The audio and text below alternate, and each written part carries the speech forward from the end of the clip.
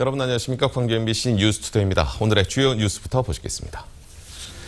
목포와 제주를 잇는 해저 고속철도 사업이 내년 초에 수립되는 국가철도망 구축 계획에 포함될지 주목됩니다. 한국교육과정평가원이 지난해 수능 성적 분석 자료를 발표할 예정이어서 광주 지역 학생들의 성적이 어떻게 나올지 관심이 쏠리고 있습니다. 지난달 기초연금을 받은 빈곤층 노인들에게 기초생계비가 연금 액수만큼 깎여서 지급돼 정부에 대한 원성이 높습니다. 전남대 병원이 세계 최초로 개발한 생체 친화적 혈관 확장 이식제가 일본에 특허 등록됐습니다. 오늘 첫 소식입니다. 목포에서 제주까지 해저 터널을 뚫자는 이야기는 그동안 여러 차례 나왔었죠. 정부가 국가철도망 구축 계획을 세우고 있고 또 내년에 발표될 예정인데 여기에 이 계획이 포함될 것인지 지역의 주목을 받고 있습니다. 김양훈 기자가 보도합니다. 목포 제주 간 해저 터널이 수면 위로 떠오른 것은 지난 2007년입니다. 박준영 전 지사가 해저 터널 건설을 제안했고 제주도가 이에 화답해 정부에 공동 건의문까지 발표했습니다. 8년이 지났지만 아직도 구상 단계에 머물고 있습니다. 해저 터널 구상안은 목포에서 보길도 등을 거쳐 제주도까지 168km 구간을 고속철도로 연결합니다. 해남과 보길도 사이에 다리를 놓고 보길도에서 제주도는 해저 터널이 건설됩니다. 해저 터널이 완공되면 서울에서 제주까지 2시간 28분, 목포와 제주는 40분 만에 갈 수가 있습니다. 문제는 해저 터널 건설에 들어갈 천문학적 비용입니다. 짓는 데만 14년, 건설비가 14조 6천억여 원에 이를 것으로 예상됩니다. 정부는 지난 2010년 목포 제주 간 KTX 사업을 검토한 결과 경제성이 낮다는 이유로 보류했었습니다. 하지만 최근 제주도 관광객 수가 급증해 당시 상황과 다르다는 평가가 나오고 있습니다. 앞으로 제주도의 관광객들이 연차적으로 계속 증가가 되고 있기 때문에 관광객 증가 추이로 보면 해저 터널에 대해서도 앞으로는 경제성이 있을 것이다. 이렇게 민자참여업체에서는 기대를 하고 있는 것 같습니다. 한국교통연구원은 제3차 국가철도망 구축 계획에 대한 연구 용역을 진행 중입니다. 국토교통부는 용역 결과와 지자체 의견 등을 수렴해 목포 제주 해저 고속철도 건설 계획안을 내년 초 수립할 제3차 국가철도망 구축 계획에 포함시킬지 여부를 결정할 방침입니다. MBC 뉴스 김양훈입니다. 한국교육과정평가원이 지난해 수능 성적에 대한 분석 자료를 발표할 예정이어서 그 결과가 주목됩니다. 한국교육과정평가원은 언어와 수리 등 수능 시험 영역별로 상하위 등급자의 비율 등을 분석해 오늘 발표할 예정입니다. 특히 광주시 교육청의 경우는 지난 6.4 지방선거 과정에서 성적 저하 여부를 놓고 후보 간의 공방이 뜨거웠기 때문에 분석 결과가 어떻게 나올지가 주목됩니다. 전국에 일본 뇌염 경보가 발령됨에 따라 광주와 전남도 내 시군 보건소가 예방접종 등 대책 마련에 부심하고 있습니다.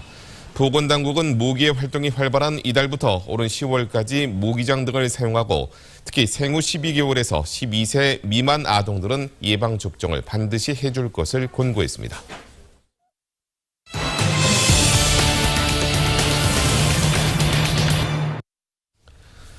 어제 기초생활보장 생계비를 받으신 어르신들 많이 실망하셨을 겁니다. 지난달 기초연금으로 받은 돈만큼 생계비 지급액이 줄었는데요. 어느 정도 예고는 돼 있다고 하지만 실제 턱없이 줄어든 생계비를 받은 많은 어르신들이 마음에 큰 상처를 받았습니다. 이재원 기자가 보도합니다. 혼자서 달방 생활을 하는 68살 봉유정 씨는 이번 달 입금된 기초생활보장 생계비를 보고 화가 치밀었습니다. 매달 39만 원씩 지급되던 생계비가 10만 원이나 깎여서 입금됐기 때문입니다. 매월 39만 원씩 이거 찍혀서 나오던 게 노령연금 10만 원 올랐다고 해서 이걸 기초생활수급자 생활지원비로 10만 원 깎았단 말이에요. 동주민센터와 구청에도 생계비 지급액이 줄었다는 항의가 하루 종일 이어졌습니다. 원래 수급자분들은 그 금액만큼이 생계비가 빠져서 나온다고 지침이 나와 있어요. 생계비 지원액이 줄어든 건 지난달부터 시행된 기초연금 때문입니다. 박근혜 대통령 공약에 따라 65살 이상 노인들에게 최고 20만 원씩의 기초연금을 지급한 뒤 이를 소득에 포함시켜 생계비 지원액을 줄인 겁니다.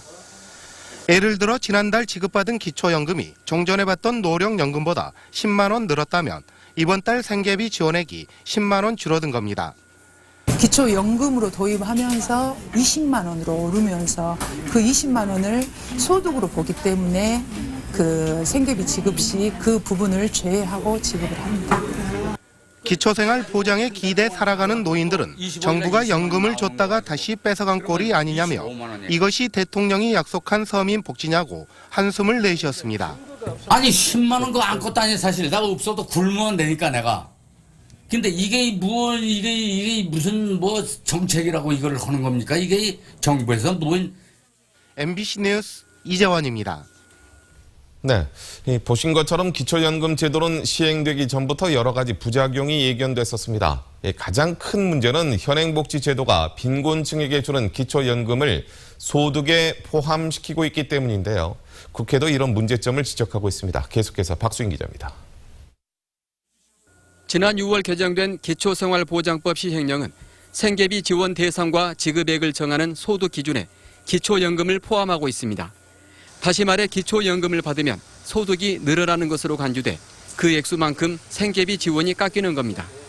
기초연금 제도가 시행되면서 생활이 좀 더 나아질 것으로 기대했던 빈곤층 노인들은 결국 아무런 혜택도 받지 못한 채 마음의 상처만 입었습니다.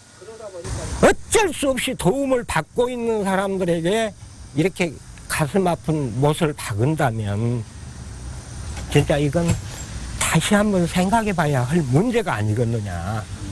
시민사회와 야당은 기초연금 제도가 도입될 당시부터 이런 문제점을 지적했습니다. 기초연금 제도가 소득 하위 70%를 대상으로 하는 보편적 복지 차원이기는 하지만 빈곤층에게 실질적인 혜택이 가지 않으면 상대적인 박탈감을 줄 수 있기 때문입니다. 하지만 정부는 부작용이 예견됐는데도 섣부르게 제도를 시행해 조삼모사 행정이라는 비난을 자처했습니다. 국회 입법조사처도 국감 정책 자료를 준비하는 과정에서 기초연금 제도의 이런 문제점을 지적하고 나섰습니다. 기초생활보장수급자들에게는 오히려 증가하지 않으니까 조금 취지에 좀 반하지 않느냐 하는. 야당도 탈 많은 기초연금 제도를 손질해야 한다는 목소리를 높이고 있어서 올 정기국회와 국정감사에서 논쟁거리가 될 것으로 보입니다. MBC 뉴스 박수인입니다. 광주 전남시도교육청이 갚아야 할 지방채 잔액이 3천억 원을 넘는 것으로 나타났습니다. 교육부가 제출한 국정감사 자료에 따르면 지난해 말 기준으로 전라남도 교육청의 지방채 잔액은 2,264억 원으로 경기와 서울에 이어서 전국에서 세 번째로 많았습니다. 또 광주시 교육청의 지방채 잔액은 903억 원으로 집계됐습니다. 여기에 도교육청은 올해 1,000억 원대, 시교육청은 400억 원대에 가까운 지방채를 추가로 발행할 예정이어서 재정난이 심화될 것으로 보입니다. 세월호 참사에서 살아남은 단원고 학생들이 대형 재난사고 피해자들이 겪는 트라우마에 시달리고 있는 것으로 나타났습니다. 어제 광주지법에서 열린 세월호 선원들에 대한 10차 공판에 출석한 정신과 전문의는 법정 증언에서 학생들이 선원들이 자신을 버린 데 대한 충격과 분노, 친구들을 구하지 못한 죄책감에 시달리고 있다며 학생 대부분이 악몽과 환청, 우울증 등의 트라우마 증세를 보이고 있다고 진술했습니다. 전문의는 또 학생들은 성인에 비해 트라우마에 대한 영향을 더 크게 받는다며 1년 이상의 치료와 관찰이 필요하다는 소견을 제시했습니다. 허재호 전 대주그룹 회장 등을 협박해 5억 원을 뜯어낸 혐의로 구속 기소된 하청업체 대표 백모 씨에 대한 재판에서 허 회장과 허 씨의 부인은 백 씨로부터 협박을 당한 내용과 돈을 건넨 내용에 대해 증언을 할 예정이었지만 법정에 나오지 않았습니다. 어제 재판에서 검찰은 허 회장이 보유한 차명 주식을 증거로 제시하면서 백 씨가 이를 근거로 허 회장을 협박한 것이라고 주장했습니다. 공사가 다 끝나기도 전에 사용 승인을 내줘 논란을 빚었던 구청 공무원이 건축업자로부터 뇌물을 받은 사실이 드러나 경찰이 수사에 나섰습니다. 광주지방경찰청은 사용 승인을 내주는 대가로 뇌물을 받은 혐의로 광산구청 건축과 소속 진모 계장을 불구속 입건했다고 밝혔습니다. 진 계장은 광주시 광산구 수안동의 한 고급 빌라 건축업자 박모 씨로부터 현금 1,000만 원을 건네받고 입주 예정일을 맞추기 위해 사용 승인을 미리 내준 혐의를 받고 있습니다. 어젯밤 11시 20분쯤 화순군 화순읍의 한 연립주택 1층에서 불이 나 32살 김모 씨의 3살 난 딸이 화상을 입어 중태에 빠지고 2살 난 아들도 부상을 입었습니다. 불은 20분 만에 꺼졌지만 같은 연립주택에 살고 있는 주민 9명이 긴급 대피하는 소동도 빚었습니다. 경찰과 소방당국은 2 어린이만 집에 있는 사이에 불이 난 점을 토대로 보일러 고장 등 정확한 화재 원인을 조사하고 있습니다.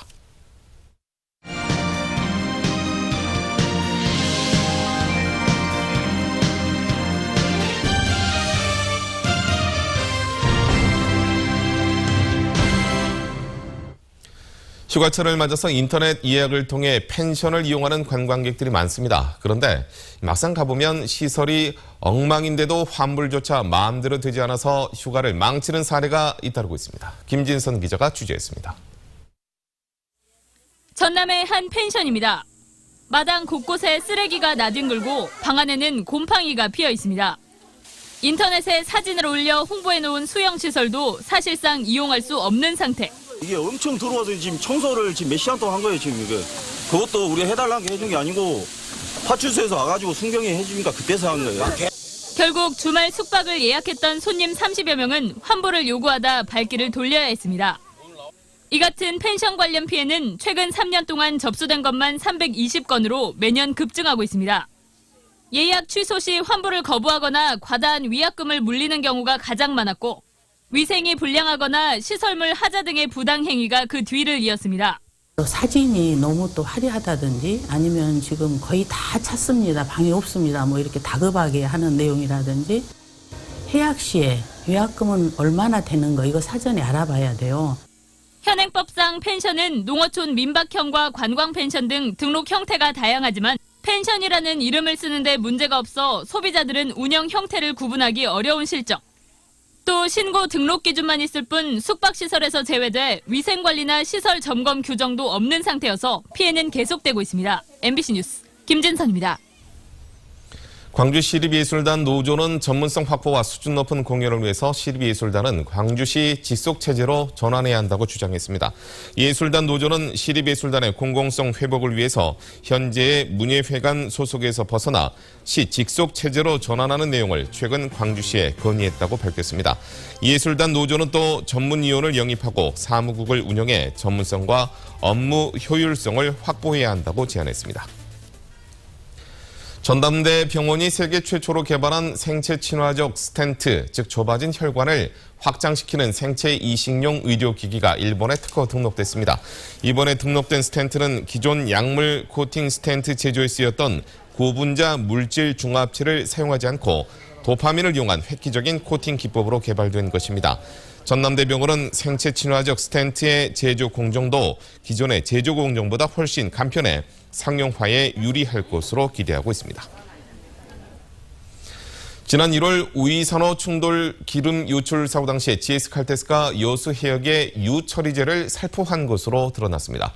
당시 기름 유출 사고 방제 대책 본부는 유처리제 사용을 금지한 상태였는데 GS칼텍스가 유출량을 축소하려고 했다는 의혹이 나오고 있습니다. 권남기 나현호 기자가 집중 취재했습니다. 여수와 광양, 남해, 하동 바다를 기름띠로 뒤덮었던 우이산호 충돌 기름 유출 사고. 관련 재판이 최근 진행 중인 가운데 이 과정에서 GS칼텍스가 사고 해역에 유처리제를 뿌렸다는 사실이 확인됐습니다. 기름을 분해하는 유처리제는 사용 이후 가라앉는 기름덩어리 등의 영향으로 2차 환경오염이나 수산 자원의 피해가 우려돼 연안 지역에선 신중하게 사용해야 합니다. 특히 사고가 난 GS칼텍스 원유부두 주변은 유처리제 사용이 제한되거나 금지된 신덕과 만성리 등의 해수욕장과 여수 산단에 산업용 취수구가 있는 상황. 유처리제를 방제 초기에 사용하면 기름 입자가 쪼개지거나 가라앉아 오히려 방제에 방해가 된다는 지적까지 있습니다. 유리 해수기를 이용한 기계적인 했었는데도 해수가 잘 안 되고 흡착 처리하는데도 그 유처리제가 작용하고는 잘 묻어나지 않기 때문에 이런 이유로 사고 당일 오후 7시쯤 방제대책본부는 유처리제 사용을 금지했습니다. 하지만 GS칼텍스는 몇 시간 뒤인 이날 밤 9시쯤 대책본부에 통보도 하지 않고 사고 해역에 유처리제를 뿌렸습니다. 검찰은 이에 대해 GS칼텍스 실무자가 위탁 방제업체에 살포를 지시했다는 진술을 확보했다고 밝혔습니다. 검찰은 당시 GS칼텍스가 의도적으로 기름 유출량을 축소하기 위해 유처리제를 몰래 사용한 것으로 보고 있습니다. 바다에 떠다니는 기름을 최대한 줄여 유출된 기름량이 적어 보이게 했다는 겁니다. 이에 대해 GS칼텍스는 오일 펜스를 설치해 최대 800리터의 유처리제를 사용한 것으로 보인다며 사용 사실을 인정했습니다. 또한 유출된 기름이 인근 마을과 발전소 취수구에 흘러들어갈 가능성이 있었기 때문에 유처리제를 사용했다고 해명했습니다. 하지만 방제 전문가들의 의견은 다릅니다. 오히려 취수구 주변에서는 유처리제의 사용이 금지돼 있다는 겁니다. 또한 유처리제를 사용하려면 연안에서 최소한 2km 이상 떨어져야 하고 수심도 20m 이상이어야 하는 등 까다로운 조건이 있음에도 GS칼텍스가 대책본부의 허가 없이 유처리제를 사용한 것은 이해할 수 없는 일이라고 지적하고 있습니다. 검찰 수사 과정에서 정확한 유처리제 사용량과 종류가 밝혀지지 않은 가운데 2차 환경 피해가 얼마나 되는지도 짐작하기 어려운 상황. 그동안 GS칼텍스가 유처리제 살포를 숨겨오다 검찰 수사 과정에서야 밝혀졌다는 사실도 드러나면서 앞으로 지역사회에 적지 않은 파장을 미칠 것으로 보입니다. MBC 뉴스 나연호입니다. 교육부의 전국시도 교육청 평가에서 광주시 교육청과 전라남도 교육청이 1년 전보다 나은 평가를 받았습니다. 교육부가 발표한 평가 결과에 따르면 광주시 교육청은 7개 평가 영역 가운데 능력 중심 사회 기반 구축과 교육 현장 지원, 역량 강화 등 2개 영역에서 우수 평가를 받았고 도교육청은 3개 영역에서 우수 교육청으로 평가됐습니다. 1년 전에는 광주는 우수 평가를 받은 영역이 하나도 없었고 전남은 2개 영역에서 우수 평가를 받았습니다. 수협중앙회는 소비 침체로 어려움을 겪고 있는 진도군 어민들을 돕기 위해서 온라인 수산물 쇼핑몰 수협 쇼핑을 통해 진도 수산물을 10에서 20% 싸게 판매합니다. 수협 관계자는 추석 명절을 앞두고 제수용품과 추석 선물을 저렴하게 이용해 줄 것을 호소했습니다. 일자리 창출 우수기업에 대한 지원이 확대됩니다. 한국은행 광주 전남본부는 광주시의 고용 우수기업으로 선정된 기업과 전라남도 일자리 창출 기업으로 지원을 받은 기업을 대상으로 업체당 최고 20억 원을 지원하기로 했습니다. 또 도소매업과 운수업, 여행업 등 경기 부진 업종에 대한 특별 지원 계획을 수립해 업체당 최고 5억 원까지 지원할 계획입니다.